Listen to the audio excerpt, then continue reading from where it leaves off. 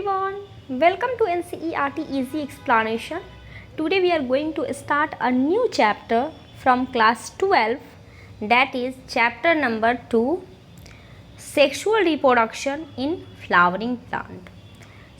आज हम लोग क्लास 12 का बहुत इम्पॉर्टेंट चैप्टर यूनिट जो क्लास 12 का जो यूनिट फर्स्ट है, यानी कि ये रिप्रोडक्शन वाला जो यूनिट है उसका जो चैप्टर सेकंड है वो हम लोग स्टार्ट करेंगे। इसको अच्छे से समझने के लिए हम लोग इसे पार्ट वाइज डिवाइड कर देंगे। सबसे पहले आज की इस लेक्चर में हम देखेंगे कि फ्लावर क्या होता है।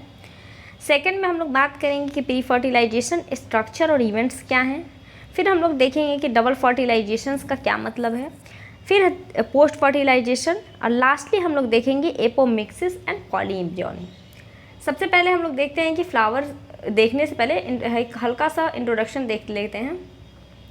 देखो जो फ्लावर जो होता है वो सिर्फ हमारे लिए नहीं है, मतलब कि सिर्फ हमारे यूज़ के लिए फ्लावर नहीं है। कहने का क्या मतलब है, मतलब ये है कि फ्लावर से हमें कलर मिलता है, परफ्यूम्स हुआ, या फिर हमारे इंजॉय के लिए, सिर्फ यानी कि हमारे लिए फ्लावर नहीं होता है।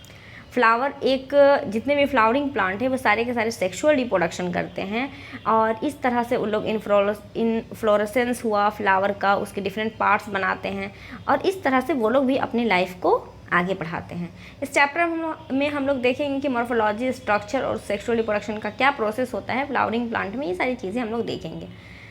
जहाँ तक फ्लावर की बात है बच्चों, तो कोई भी इवेंट हो, चाहे वो अच्छा हो बुरा हो, फ़र्क नहीं पड़ता। अगर आप किसी से मिलने जा रहे हो तो भी आप फूल लेके जा सकते हो, कोई डेथ कर गया है तो उसके पास भी आप फ्लावर लेके जा सकते हो। यानी कि जो फ्लावर है वो ह्यूमन बीइंग के लिए बहुत ही ज़्यादा इमेमोरियल टाइप का है। जो इसको हम लोग एस्थेटिक हुआ, ornamental, social, religious, cultural value, हर जगह इसका इस्तेमाल कर सकते हैं। ठीक है, इसको हम लोग अपना प्यार जताने के लिए, अफेक्शन के लिए, अपनी खुशी जाहिर करने के लिए, ग्रीफ के लिए, यानी कि ये सारी चीज़ों के लिए हम लोग फ्लावर का इस्तेमाल करते हैं। ठीक है, इसके कौन कौन से पार्ट्स हो सकते हैं, तो ये एक स्ट्रक्चर दिया हुआ है जिसमें फ्लावर के दोनों ही पार्ट दिए हुए हैं, यानी कि मेल और फीमेल दोनों ही रिप्रोडक्टिव स्ट्रक्चर यहाँ पे हैं।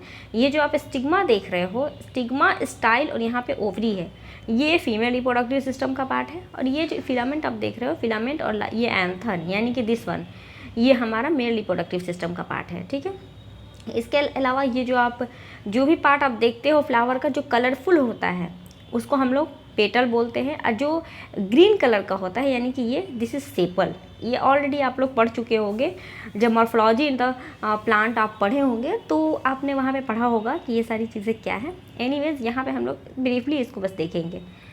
इसके अलावा अब हम बात करेंगे